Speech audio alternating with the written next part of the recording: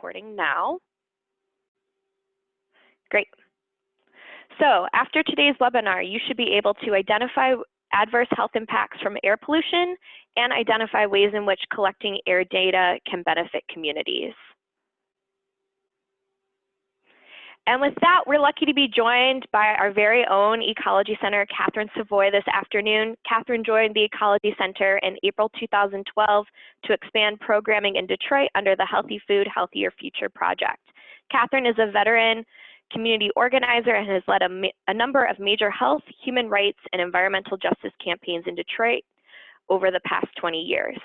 She earned a master's degree and a PhD in biology from the University of Michigan after receiving her bachelor's degree at Virginia Tech.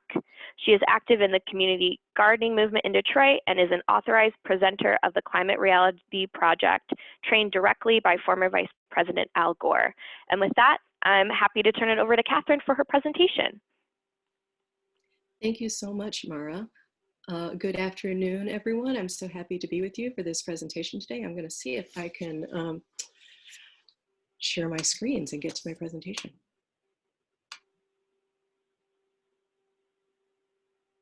How's that? Perfect. Wonderful. So happy to be with you today to share the work that we're doing at the Ecology Center around air pollution, health, and community-based monitoring. This is part of our work for public health protection and clean air in the city of Detroit. Just a quick overview of, I can see my slides are not advancing, hold on. Just a quick overview of the presentation. First, I'm going to give an overview of air pollution and health, why we're concerned about it, with focus on particulate matter pollution and air pollution in Detroit and health inequities. I'm going to give you a little bit of background about how we came to this work and our campaign, the Breathe Free Detroit campaign against the Detroit incinerator, which led us to this community monitoring work. I'm going to share a little bit about the kind of monitors that we have and what we're monitoring and where we're headed. And then I'm also just going to touch a little bit on air pollution and a couple of things that are in the news right now, including COVID-19 pandemic, as well as the wildfires in California. So according to the World Health Organization, 7 million people per year die from air pollution related diseases. And this includes stroke, heart disease, respiratory illnesses, and cancers. So, and many of the pollutants that are harming our health are also contributing to damage to our climate and causing climate change. And particulate matter pollution is part of that, as well as carbon monoxide. Carbon dioxide, which contributes to climate change. So air pollution comes from many sources. A lot of it comes from how we generate energy. In our country in particular, most of our energy comes from combustion of fossil fuels, so coal, oil, and natural gas. In other countries around the world, biomass would also considered a major source of air pollution, and that would consist of burning wood or wood for fires, mostly for cooking. But in this country, our energy is mostly created by fossil fuels, and we use that in how we create energy to heat our homes. We use it in transportation. Most of our transportation, except for the newer electric vehicles that are electric fueled, are fueled by fossil fuels, so diesel and gasoline. And burning all of these fossil fuels creates carbon dioxide that fuels long-term health effects of climate change. But it also creates local health pollution where it's burned. So particulate matter pollution, ozone, nitrogen dioxide are contributing to our health effects, as well as agriculture, which is another source of pollution, because agriculture in this country in particular is highly mechanized and relies on a lot of fossil fuel driven machinery to create, to transport, and to process the food that we eat. So we have both long-term and short-term health effects that are created by air pollution. Today we're going to focus in particular on particulate matter. Particulate matter pollution is a mixture of extremely small particles and liquid droplets that can include acids, organic chemicals, metals, soils, dust particles, and biological materials such as fungal spores. And particulate matter is extremely small, so it can be inhaled very deeply into the lungs and accumulate there. It can also pass through the lungs and enter into the bloodstream, adding to cardiovascular diseases. And a whole other range of diseases that I'll mention. So when we say fine particulate matter, we're talking about 2.5 microns or less. So extremely small particles, about 1/30th the width of a human hair. And this image illustrates sort of the relative size of particulate matter pollution. That gray shaft that you see there is a human hair. It's about, on average, 50 to 70 microns in diameter. You see the blue dots there that represent particulate matter 10, so 10 microns or less in diameter. And there's about 5 of those in the width of a human hair. And on one PM10 particle is the size of about 4 PM 2.5, so 2.5 microns or less. So extremely small particles, again, that can be inhaled really deeply into the lungs, get into our bloodstream, and cause all manner of health problems. So again, particulate matter pollution, like other forms of pollution, it comes from burning and combustion, and we use that, it comes from our cars, trucks, trains, construction and farm equipment, as I've mentioned, and power plants. You know, most of our power plants at this point are coming from coal, oil, and natural gas. And we are moving towards cleaner, renewable energy and hopefully need to do that faster, but that's still a very significant source of particulate matter. It also comes from incinerators, fireplaces, burning wood, burning leaves, and from other industrial processes. So when we talk about PM10, we're talking about this sort of coarser or larger particulate matter with a diameter that's between 2.5 and 10 microns.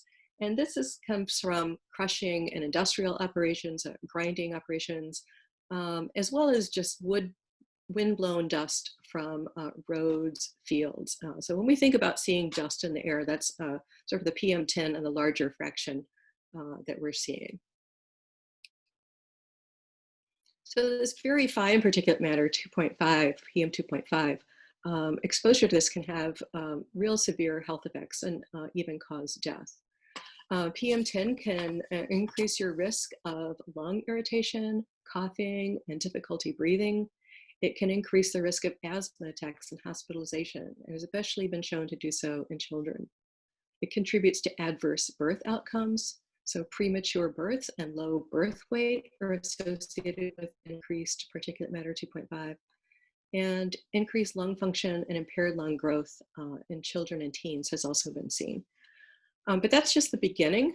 PM10 has also been shown to increase your risk of high blood pressure. So we are having more studies recently showing that increases in PM 2.5 can be tracked directly to increases in blood pressure exposure on a pretty short time frame. Heart attacks and irregular heartbeat, because again, this is affecting our cardiovascular health. It's associated with cancer as well, and death. So PM 2.5 is also being increasingly associated with things like memory decline, brain atrophy, and dementia, because almost all of our organs, you know, are controlled by or influenced by the health of our cardiovascular system. And so we're also seeing that changes in high blood pressure and diabetes can also be caused by exposure to PM 2.5, as well as indications of things like depression and suicide. This is something that has very severe health effects and a wide range and a complex range of health problems that result from it. And so it's something that we really want to be paying attention to in terms of pollution. So in Detroit, where I'm working, we're seeing that there's a very high level of particulate matter pollution. And we're also seeing that pollution in general is disproportionately falling on poor and minority populations. So this is not a new finding. This is from the Community Action to Promote Healthy Environments public health plan, found that poor air quality disproportionately falls on poor and minority populations in the city of Detroit. This is something that has been found all across the country for the last 30 years. A series of studies have shown that pollution of all kinds, whether it's hazardous waste facilities, air pollution, or landfills, falls disproportionately in low income and communities of color. In the Detroit area, air pollution is, from all sources, is responsible for an estimated 721 premature deaths per year. And 80% of those, 571, can be associated with PM 2.5, and the remainder are associated with exposure to ozone.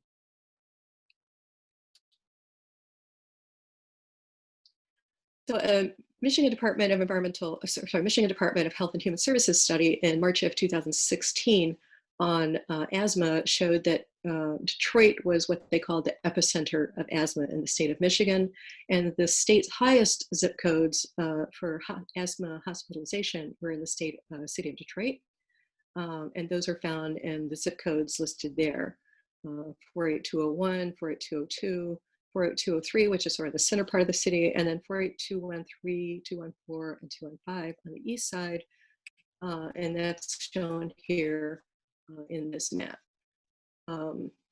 Is it? Can I move it? Sorry.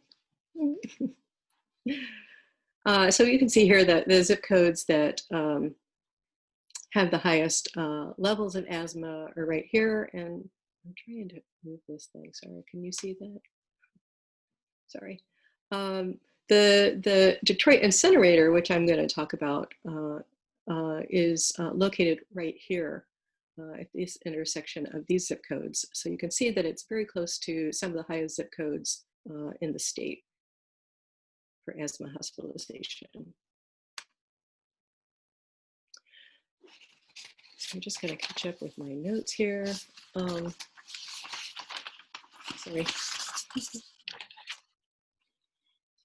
So I just want to tell you a little bit about how the Ecology Center came to this work around clean air and clean air monitors. In 2017, we helped to found a campaign called Breathe Free Detroit that took on shutting down the Detroit Waste Incinerator. This was the largest incinerator in the state and the second largest in the country. And it was, in our mind, a classic example of environmental racism and environmental injustice because it was disproportionately impacting communities of color that surrounded it in the city of Detroit. So when we talk about environmental racism and environmental injustice, we're talking about the disproportionate burden that is borne by communities of color. In this case, the communities where the incinerator is located were experiencing disproportionate harm from this facility. The facility was located in Detroit, in an area that I showed you, right in the center of the city, that is 87% people of color within a 1 mile radius, and 60% of those people live below the federal poverty line. Also a very large number of children within that radius and 13 schools within a very short 1.5 mile radius around the incinerator. So this was a community of color, a low-income community that was affected by and living with the burned trash that was coming to this incinerator. And yet most of the trash that was burned in that incinerator was coming from outside the city, and the majority of it was coming actually from Oakland County, Michigan, which is one of the wealthiest counties in the nation, and the wealthiest county in Michigan, and is 77% white. So a wealthy white community is sending its trash to be burned, and the cost of that, both in health, to our economy, and to the people, is being borne by Detroiters. And Detroiters also paid more to live with this incinerator. So Detroit paid $25 a ton to receive waste from this incinerator, or to send its waste to this incinerator, 66% more than other cities. And the pollution from the facility was estimated to have $2.6 million a year in health costs to the community. So again, this is extreme injustice. We're a community of living with all of the burden and getting none of the um, having none of the benefits of being able to dispose of its waste in a cleaner way. So facilities like the incinerator are regulated by the Michigan Department of Environmental Quality, which is now called the Michigan Department of Great Lakes Environment and Energy, or EGLE. It was formerly the Michigan Department of Environmental Quality when we were working on this incinerator. And these facilities are supposed to meet EGLE's standards for air quality. The incinerator had a horrible track record of continuing ongoing violations. In the period of 2013 to 2017, the incinerator violated the Federal Clean Air Act over 750 times. These continual violations were ongoing and not being reined in by the state. The violations included failure to monitor several important pollutants, exceeding the limits of carbon monoxide emissions, which is an indicator that the pollution is, the trash in the facility was not being adequately burned effectively. And so that was an indicator that something was very wrong with their operations. And also they were failing to effectively capture particulate matter, which is, again, this very important pollutant in terms of health effects. So in 2017, the incinerator performed its annual stat test with the MDEQ, which is now EGLE. They found a hole in one of the stacks when they were testing it that was releasing particulate matter uncontrolled. So these emissions were coming through with no filter, and the hole took the company 65 days to fix. So this, because particulate matter is only tracked by the state, these stack tests only happen every 12 to 18 months, unlike other pollutants which are continuously monitored. This could have been well over a year that this sort of hole in the equipment was releasing uncontrolled particulate matter into the pollution, into the community, unregulated, uncontrolled. And so the community had real concerns about what the impact of this was. The facility also only received one single violation for the over 2 months of particulate matter exceedances associated with this event. So the community was really concerned about what this meant, and working in this part of this campaign, we began to develop a plan for how to address this. And we thought that using community-based low-cost monitors is an excellent way to engage the community and find out what was going on. We like using low-cost air monitors because they allow for engaging the community and sort of community organizing by placing monitors at residents' homes, community centers, and in schools. This increases communities' involvement with the issues and raises community awareness about air quality and its impact on their health. Low-cost monitors also are great educational tools for schools because you can get them in kids' hands and get them experience with how you read data, how do you interpret data, what do you do with the results, what is going on in their own community. It's just a great way, educational tool. And low-cost monitors are also great advocacy tools because it gives us local information that we can use to advocate for better air quality standards and to address concerns at particular facilities like the incinerator. So we can't use low-cost monitors for what a lot of people like to think, well, we can just shut down that incinerator because we can put these monitors out there and figure out what's going on and we'll be able to shut them down. The quality of the data that you get from these low-cost monitors is good, but it's not quite regulatory quality. And so we can't use it for shutting down a facility, and we can't really use it for directly affecting policy, but it can give us some good information. We can document problems that are occurring in the community, and we can show where we think, in the case of the incinerator, where we think the state is failing to adequately protect our health. It's also a way to help identify local hotspots of pollution, because the regulatory quality monitors, while very expensive, are very infrequent and far between. So they're placed miles apart. In some cases, you can't get good information about what's happening at a neighborhood level or even at a block level, what's happening, even blocks from you, there could be a facility that's causing a problem, but it might not be picked up by these monitors that are far apart. And it also gives us a guide to where we need further monitoring. So our thought with the incinerator was we'll put these monitors out there in the area around the incinerator and get a sense of, whether there's a problem with particulate matter pollution. And then we can go to the state and say, there needs to be better monitoring and you need to place a higher quality monitor, that will give us real data that we can do something with, closer to this incinerator where we've identified that there's a problem. So we started this project, community-based air monitoring around the incinerator, and with the following goals: to work with youth and community educational programs. As I mentioned, using science and civic engagement, working with youth in schools and after-school programs, and as an organizing tool to build leadership and support in the community for work around toxic health and climate and energy, but also to help us identify where are the hot spots and where is there need to support organizing for emissions reduction.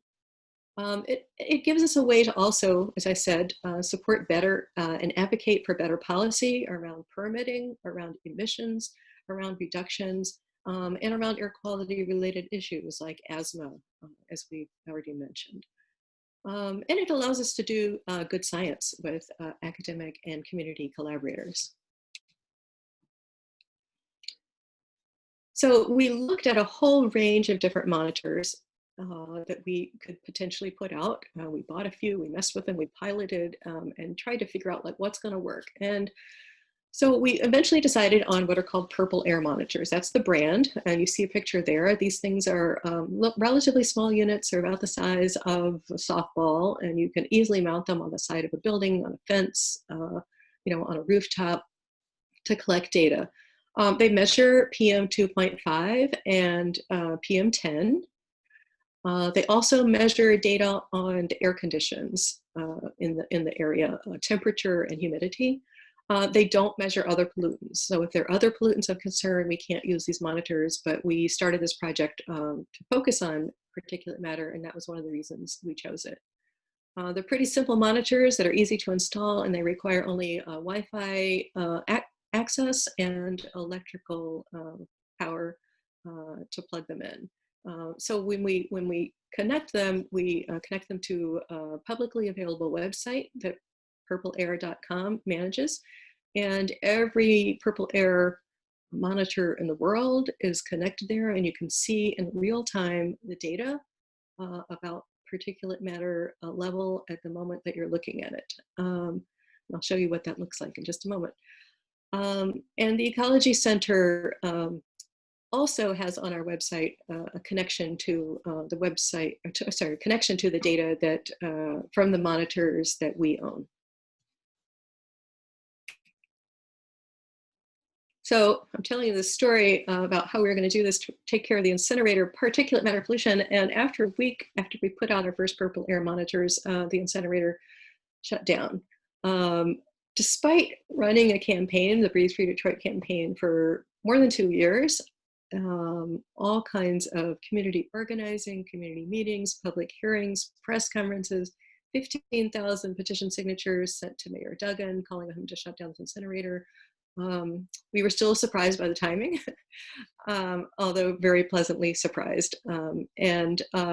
So while we were thrilled by this victory, we were kind of thought, oh, well, we've got all these monitors and now what do we do with them? So we discussed it a lot, and we decided that we would expand our monitoring area across the city of Detroit. And so we've been in contact with residents across the city in different neighborhoods and are expanding our monitoring network from the area immediately surrounding the incinerator to include areas like Southwest Detroit, which is heavily industrial, has many freeways and industrial sites that contribute to high levels of air pollution, as well as neighborhoods on the east side near the Fiat Chrysler automotive plant, which is undergoing expansion right now, and the US Ecology facility, which isn't a huge source of air pollution, but has a lot of trucks coming to it.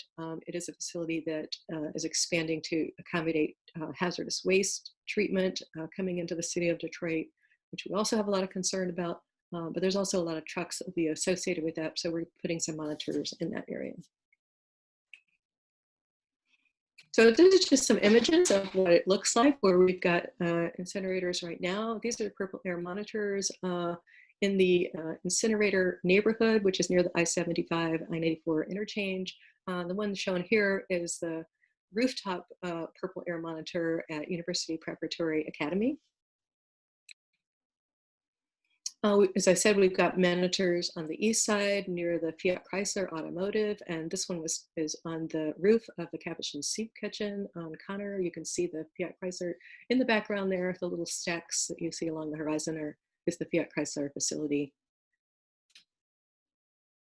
We've got purple air monitors in Southwest Detroit at some schools at the Detroit Hispanic Development Corporation, and one to be located soon at the Chess Clinic in Southwest Detroit. Several other residential areas in Southwest Detroit, residences on different areas, and this is one of the residents on Deacon Street proudly displaying her monitor.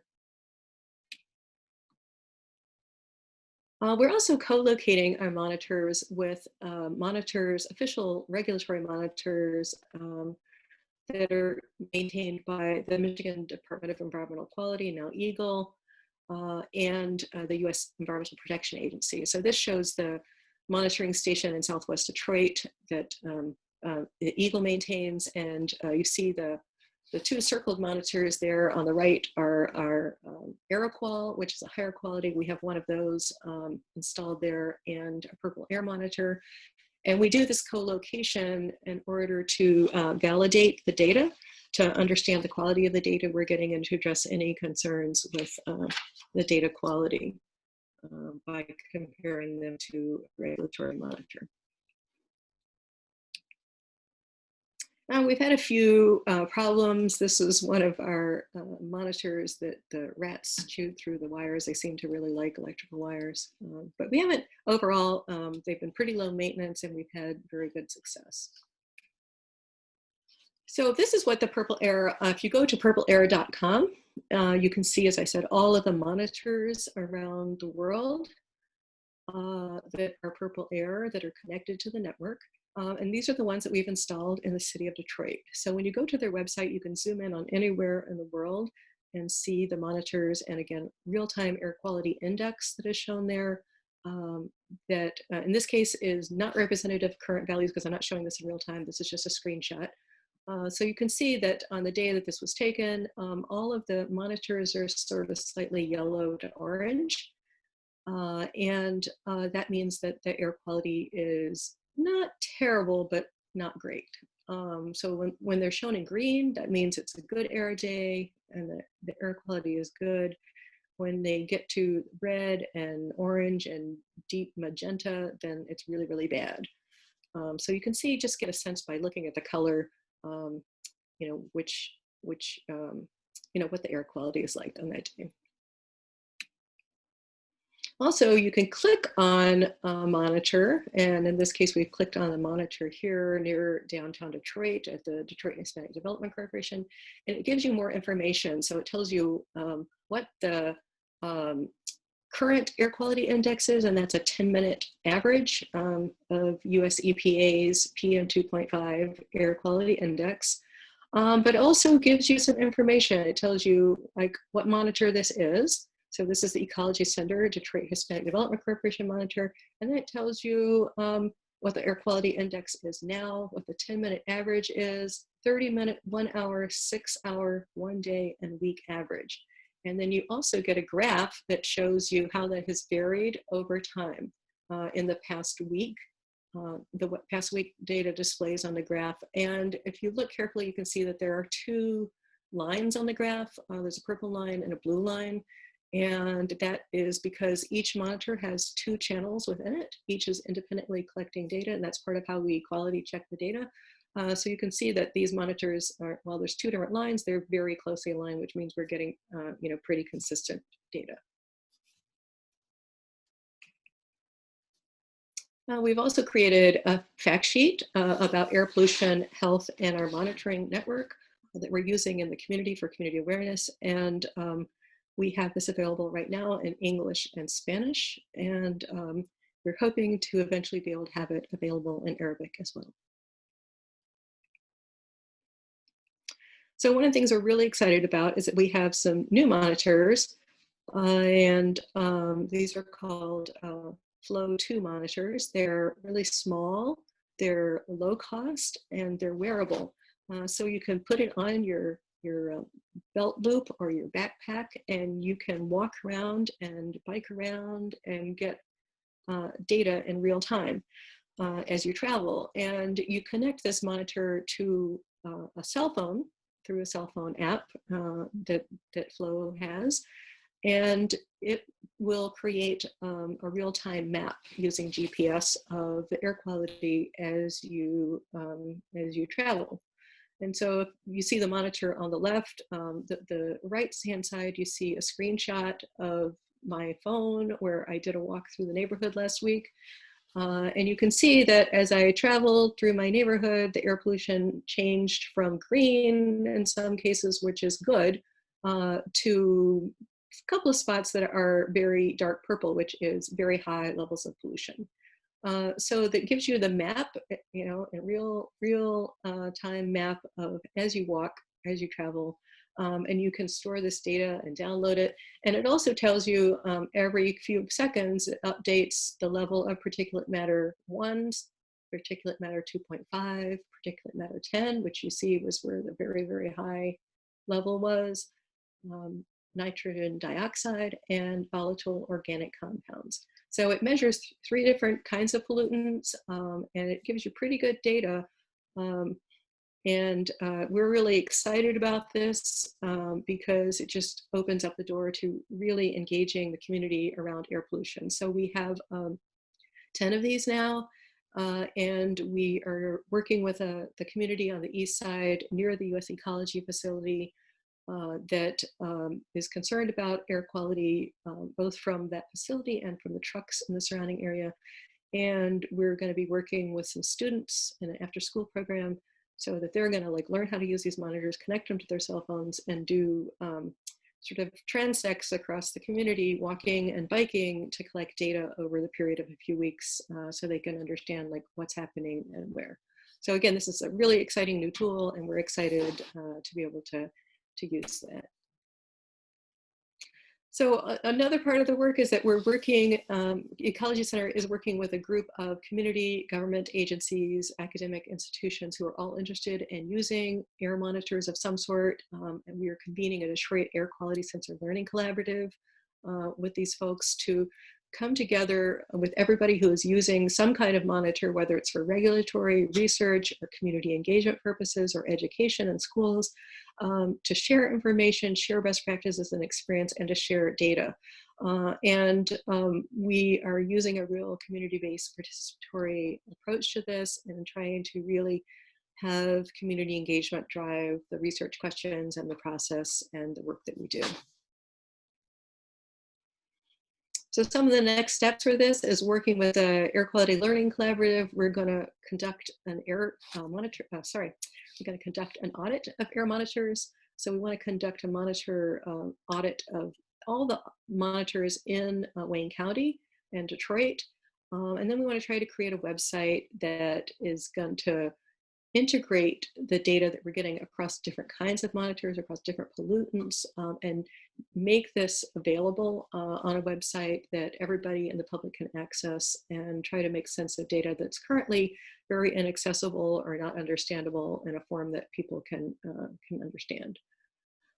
So we want to work with schools as well. We're working on curriculum with our Ecology Center's Environmental Education Department to create school curricula and strategy to use in schools. We're also working with community-based organizations that are working with youth in after-school programs. And we're working on communications, and outreach in the community. So as I mentioned, both the East Side and Southwest Detroit are neighborhoods that we're focusing on because of pollution concerns there. And we're hoping to create additional fact sheets to support that work and education materials as well.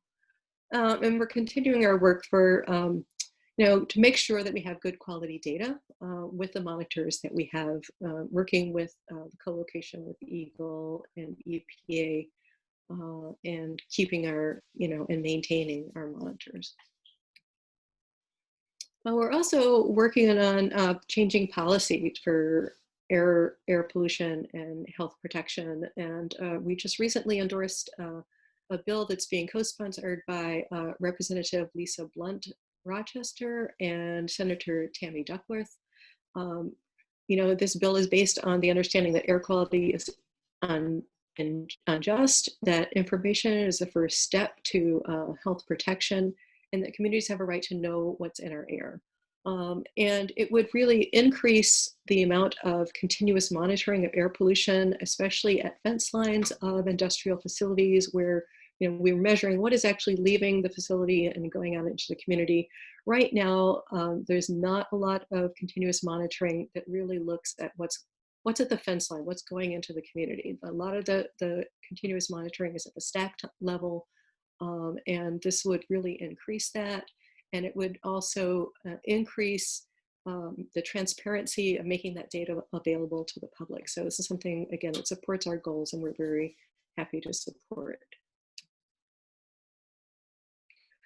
So in the last section here, I just want to talk about a few things that I mentioned, sort of air pollution in the news recently. One of the things is the fires out west in California, where we have major number of massive wildfires occurring at the same time. The map on the left is the purple air map. I pulled this down this morning. This is, you can see levels of pollution all across the country. Each one of those dots is a map, and if you zoom in, you can see an awful lot more.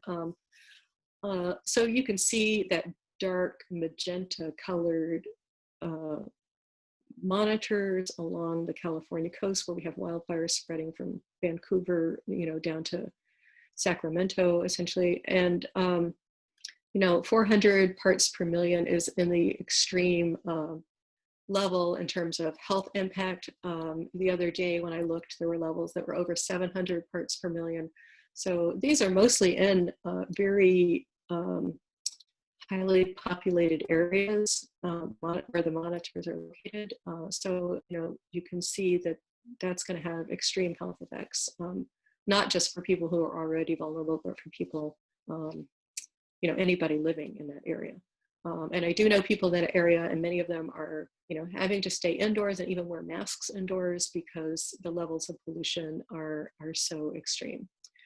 You can also see the impact across the rest of the country, although lower levels. You see those sort of orange and yellow areas across the whole midsection of the United States, and then above that and below that to the south, where it's green and the air pollution is pretty good. And if you compare that to the map on the right, which I know is a little hard to see, this is from airnow.gov website, and this is their fire map. They have a fire and smoke map where you can pull up the monitors on this map as well, but to make this clearer, I took them off.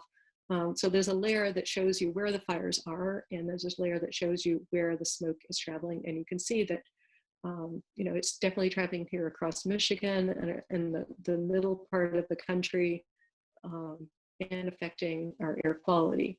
Now, on some days, you can see this in the sun. Lately, you've seen the sunsets are extremely vivid because there's so much smoke in the air. And yet some days it's not affecting our air quality at the ground level because it's very high up in the atmosphere. So today, I have a monitor in my backyard, and it's quite green and the level is very low. But on some days when the smoke actually comes down to the ground level, you can see that it's affecting our air quality here in Michigan. So I also just want to say, because of course we're all concerned about COVID-19, this is in the news, it's we're in the middle of a pandemic, and there's increasing evidence that air pollution is contributing to the problems that we're experiencing with the pandemic. And so I just threw a few slides in here to kind of talk about this. And there's a little bit of historic evidence from previous pandemics that air pollution plays a role. And I just wanted to share a little bit of that and talk about what's happening and what we know about COVID. So there's air pollution evidence from the 1918 pandemic the air pollution did affect respiratory health. There was a study that was done in 2018 and published where they did a historical retrospective and looked at the coal-fired electricity generation capacity in different cities across the United States at the time of the pandemic as sort of a proxy for how much air pollution was being created, because in those days there were no filters on the factories and everything was just going into the air. So how much capacity for creating coal-fired electricity is a pretty good measure of how much pollution was out there. And they found that in cities that were badly polluted, there was an increased death rate from the influenza pandemic that was 10% compared to cities that had lower pollution levels. And a more recent study in the SARS outbreak showed that patients living in the most polluted areas were 2 times more likely to die than people who were living in less polluted areas. There's also a whole host of epidemiological studies that show that there's a connection between air pollution and viral respiratory infection in general. So the rates of chronic cough, bronchitis, chest illness have been positively associated with levels of particulate matter pollution.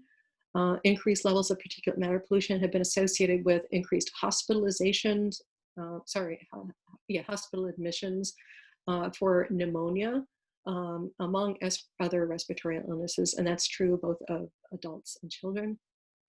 And even short-term exposures to elevated particulate matter pollution as short as 3 days are shown to increase hospitalizations for asthma and pneumonia. So COVID-19 is new. SARS-CoV-2 virus is new. There's a lot that we don't know and we're learning every day. But we know that air pollution can damage our immune system and cause inflammation in our lungs and interfere with our ability to clear the virus clear any virus from our respiratory tracts. And so there's reason to be concerned. There is evidence recently in a study from Italy showing that the virus can bond with air pollution particles, which allows it to stay airborne longer, spread further distances, and enter our lungs, not as directly from another person. It's not clear at this point whether the virus particles that adhere to the air pollution are actually viable and can cause disease, but this is a reason to be concerned that it could. So again, more air pollution, it means we're more susceptible to viral infection and more severe illness. And we know, as I mentioned, that poor people and people of color are more likely to be exposed to air pollution in our society.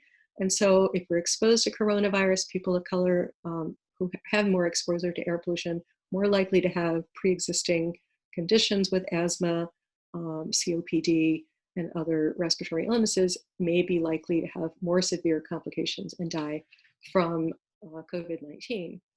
And the data is sort of supporting this so far. In Michigan, 12% of Michigan is African American, and 35% of COVID cases and 45% of deaths in Michigan have been African American.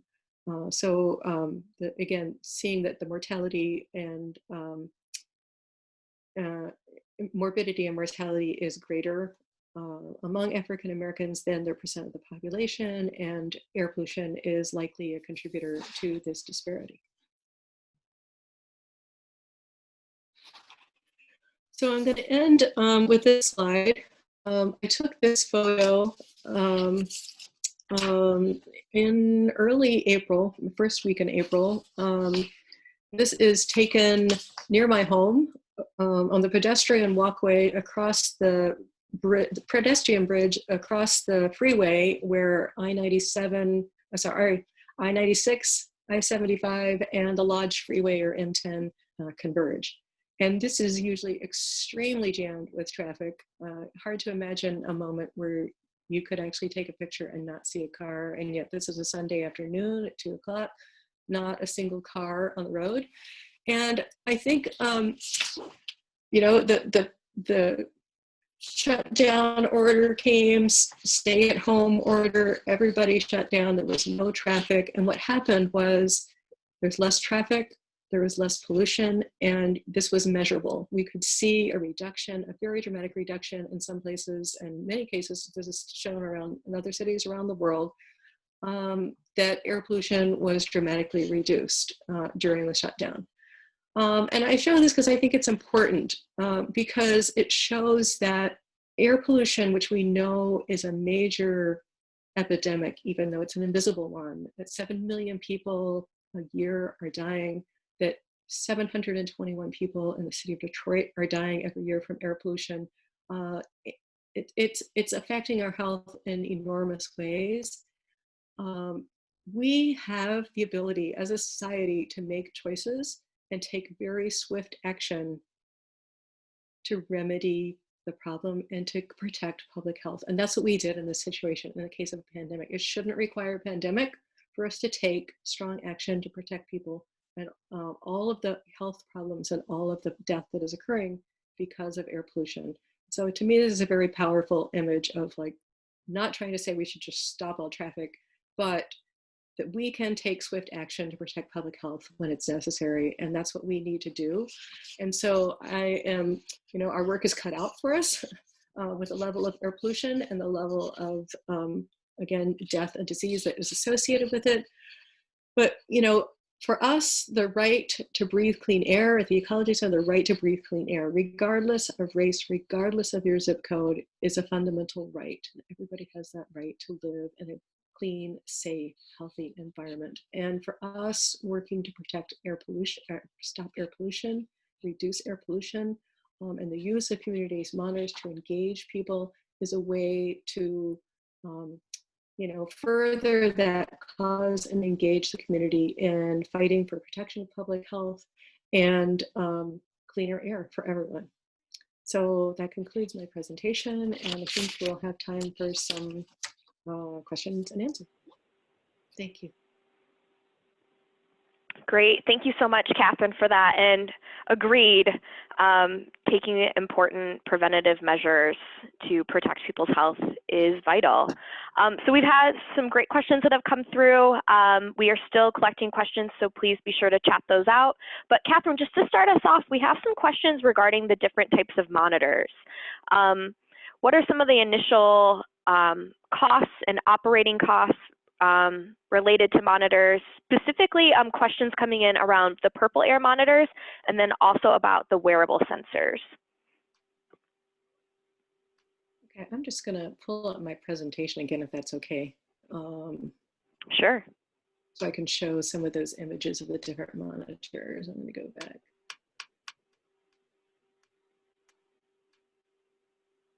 Okay, so I mentioned some of the monitors. This is the Flow 2 monitor. It's small, it's handheld. I think these are, we just did another purchase and it might have changed slightly. They're in the $75 to $125 range, depending on, when you order them. So it's been changing pretty rapidly. They're sort of going down. We did buy some that were, $75 to $95, but I think this newest one might be slightly more than that. And then we have the purple air monitors, which is the one that's surrounded by purple on the right there. Those are about $100 each. This other monitor that I showed is the AeroQual, and AeroQual is a very more sophisticated monitor that can measure several different pollutants. We have, I think, 2 of these, and they're about $1,000 each. So those are not necessarily community-based, but they're affordable enough that we have a grant that we can afford to buy a few of them and put them out as a way of validating the data we're getting from the purple air monitors, and also just getting a little more sophisticated data in a couple of different places. So the one other monitor I don't have a picture of is a handheld.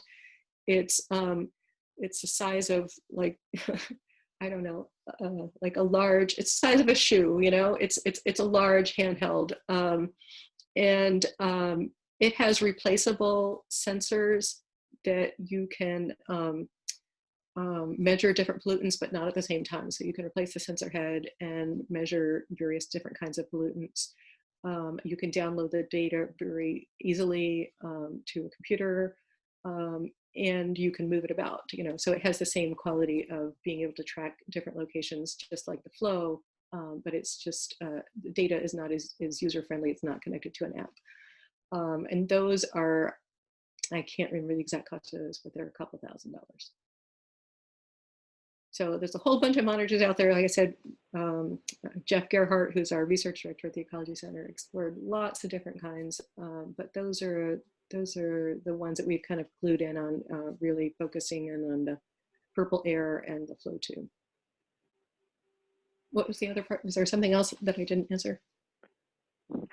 No, but we did have a couple other questions pertaining to monitors. One was specifically regarding if you have suggestions for monitors to collect data regarding ozone, and then if there are any particular sites or resources that you would suggest for folks who are interested in learning more about purchasing monitors themselves.